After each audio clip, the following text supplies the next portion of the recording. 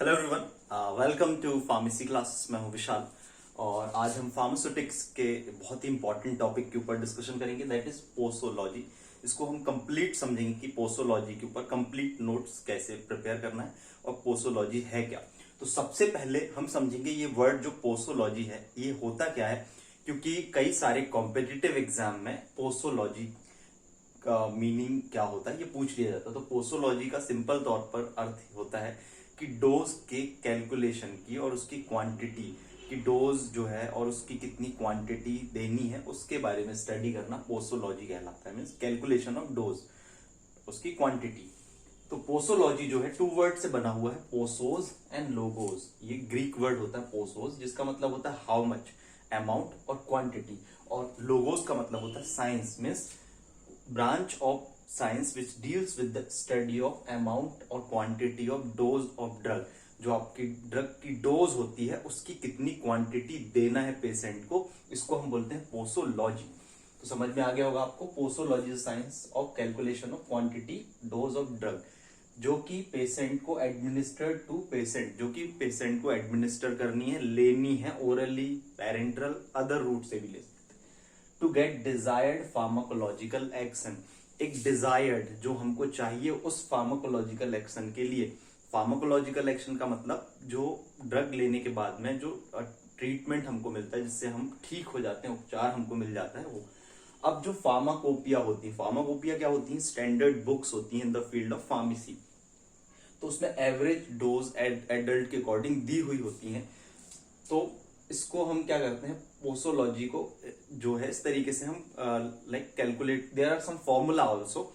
हम जरूरी नहीं कि जो फार्माकोपिया में एवरेज डोज दी है that is common for adult, लेकिन देयर आर डिफरेंट फॉर्मूले to calculate the dose also, जिसको हम स्टडी करेंगे। Now the most important factor that is asked most of the time in examination, that is factors influencing dose, या posology को प्रभावित करने वाले कौन कौन से कारक हैं।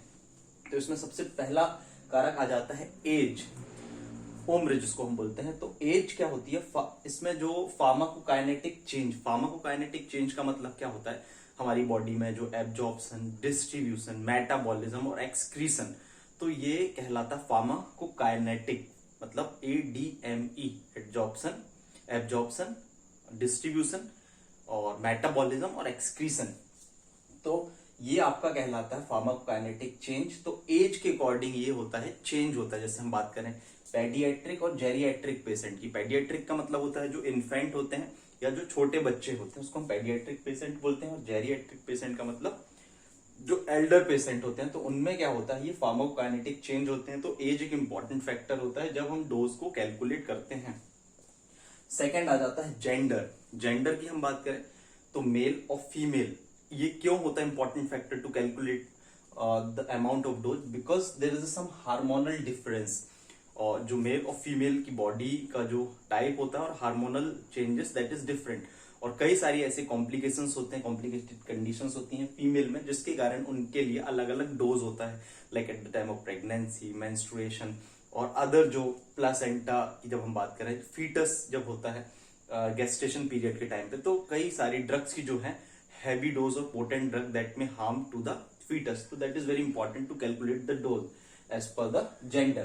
Now we'll talk about the body weight. Body weight के अकॉर्डिंग, जो बॉडी का वजन होता है उसके अकॉर्डिंग भी जो है अमाउंट और डोज जो है, क्वांटिटी, ये भी एक फैक्टर है। एवरेज बॉडी वेट के अकॉर्डिंग डोज जो है कैलकुलेट की जाती है। बट यदि एवरेज बॉडी वेट से बहुत ज्यादा बॉडी वेट है या कम है तो उसके अकॉर्डिंग हमको there is some formula to calculate that may be the factor. फिर उसके बाद में route of administration also can also effect the amount और क्वांटिटी ऑफ ड्रग। यदि हम IV रूट देते हैं, इंट्रावीनस मतलब इंजेक्शन, और पेरेंट्रल रूट जिसको हम बोलते हैं, और ओरल रूट देते हैं, तो ओरल रूट से आप जब ड्रग देंगे तो दैट वुड बी आपका टैबलेट, सिरप, तो उसमें क्वांटिटी ऑफ ड्रग जो होती है ज्यादा होती है। क्यों? क्योंकि आपका जो है ड्रग आपके ब्लड सर्कुलेशन में और टारगेट ऑर्गन में पहुंचने से पहले ही मेटाबोलाइज्ड हो जाती है कुछ अमाउंट में, और टारगेट एरिया में पहुंचाने के लिए ज्यादा। लेकिन जब IV रूट से देते हैं तो 100% बायोअवेलेबिलिटी, उसको हम बोलते हैं बायोअवेलेबिलिटी, ड्रग की 100% होती है ब्लड में पहुंचने की उसकी, और टारगेट एरिया में ज्यादा ड्रग कॉन्सेंट्रेशन में पहुंचता है। तो रूट के अकॉर्डिंग भी ड्रग की क्वांटिटी जो है प्रभावित होती है। तो ये भी एक फैक्टर है। टाइम ऑफ एडमिनिस्ट्रेशन, यदि हम बात करें कि टाइम ऑफ एडमिनिस्ट्रेशन में आपका आ जाता है फास्टिंग कंडीशन हो गई, एम्प्टी स्टमक हो गया, और जब फूड है स्टमक में, तो इस केस में भी जो होता है टाइम ऑफ एडमिनिस्ट्रेशन इंपॉर्टेंट होता है। जैसे हम बात करें यदि फूड है तो it will be means drug को एब्जॉर्ब होने में टाइम लगेगा, और ड्रग जो है आपके जो है इंटेस्टाइन में जाने में उसको गैस्ट्रिक एम्प्टिंग टाइम उसका लेट हो जाएगा। और कुछ ड्रग जो होती हैं एम्प्टी स्टमक में दी जाती हैं, कुछ ड्रग्स जो होती हैं जो आपका फूड जब होता है स्टमक में, फिल्ड होता है स्टमक जब, तब दी जाती है। तो एनवायरमेंटल फैक्टर भी होता है, जैसे कि कई सारी ड्रग्स होती हैं डे और नाइट टाइम में, हमारी जो बॉडी का हार्मोन सिस्टम होता है that is different. Means night के टाइम पे हमारी जो बॉडी की प्रोसेसेस होती हैं वो स्लो होती हैं, तो कुछ ड्रग्स जो होती हैं एनवायरमेंटल फैक्टर के अकॉर्डिंग भी उनकी क्वांटिटी इंपैक्ट करती है, तो ये भी एक फैक्टर होता है। इमोशनल फैक्टर, इमोशनल फैक्टर में क्या आ जाता है कि साइकोसोमेटिक डिसऑर्डर वाली कंडीशंस में जो ब्रेन से रिलेटेड डिसऑर्डर्स होते हैं उनमें जो है इमोशनल फैक्टर भी बहुत इंपॉर्टेंट होता है ड्रग की क्वांटिटी के कारण, क्वांटिटी या ड्रग का डोज जो होता है।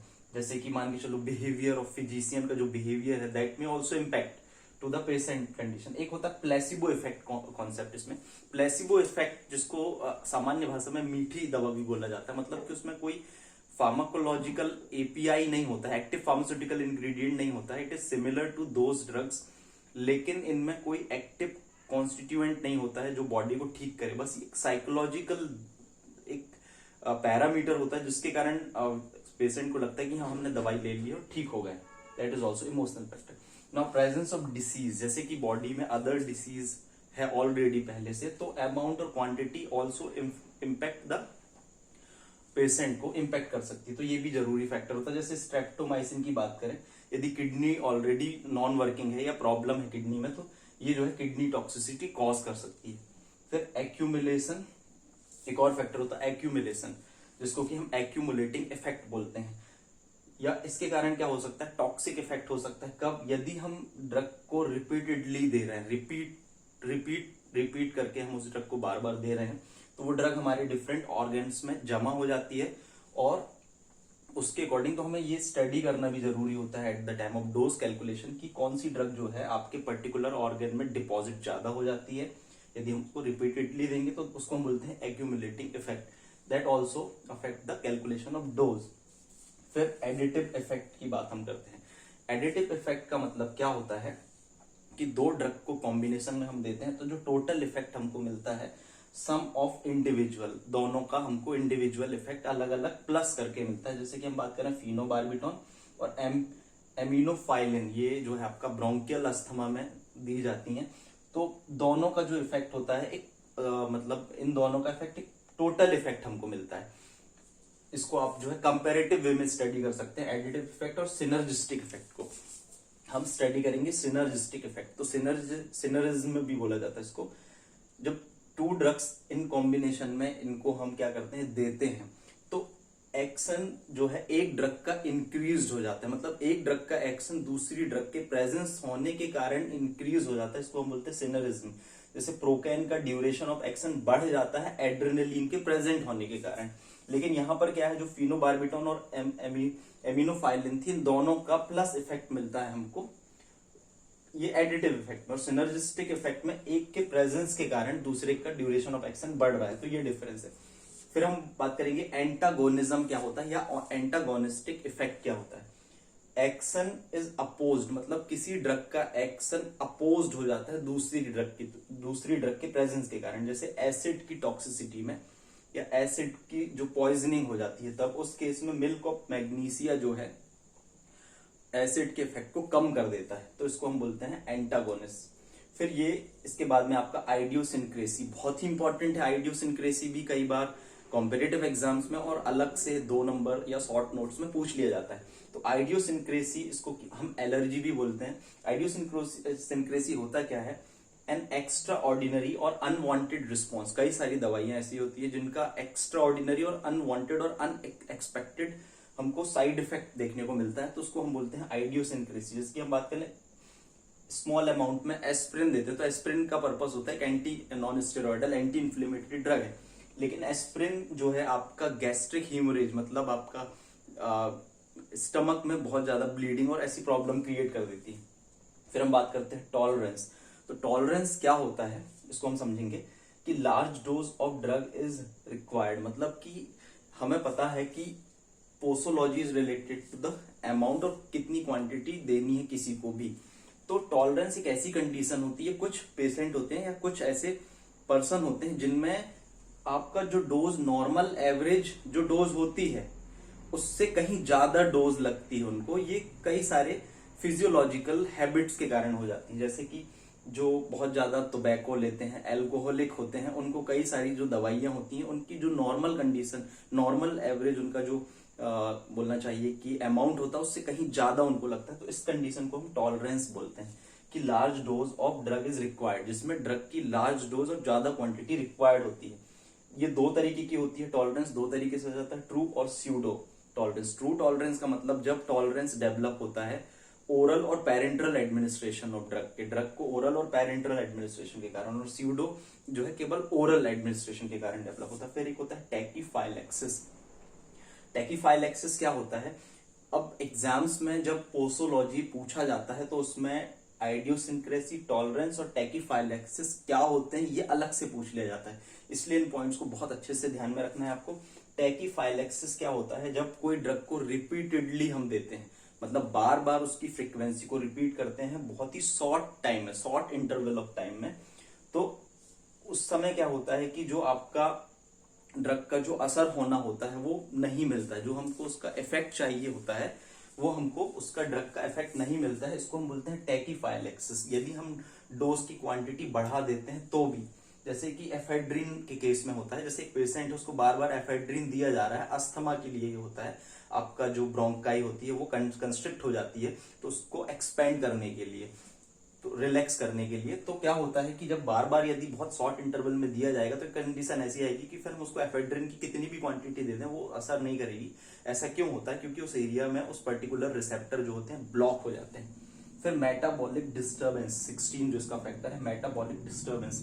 तो मेटाबॉलिक डिस्टर्बेंस क्या होता है कि कुछ ड्रग्स जो होती हैं आपकी जो बॉडी की फिजियोलॉजिकल कंडीशन होती है उसके कारण भी उनकी जो क्वांटिटी होती है, डोज होती है, वो इम्पैक्ट नहीं करती है, तो उसको हम बोलते हैं मेटाबॉलिक डिस्टर्बेंस। तो this was the session about posology. तो पोसोलॉजी में जो है सबसे इंपॉर्टेंट है इसकी जो टर्म है, ये जो वर्ड है अपने आप में बहुत इंपॉर्टेंट है, इसको ध्यान में रखना है। फिर उसके अलावा ये सारे फैक्टर्स तो हैं, जो इसमें सबसे ज्यादा बहुत ही महत्वपूर्ण और इंपॉर्टेंट हम बोलेंगे कि फैक्टर्स हैं, that is additive effect, synergistic effect, antagonistic effect, idiosyncrasy, tolerance, tachyphylaxis और मेटाबॉलिज्म। ये सबसे ज्यादा इंपॉर्टेंट है और इसके बाद में जो कॉम्पिटिटिव एग्जाम्स में भी पूछे जाते हैं। और इसके अलावा कैलकुलेशन, डोज के कैलकुलेशन के फॉर्मूले तो हम इसके अगले वीडियो में देखेंगे। So thank you and all the best.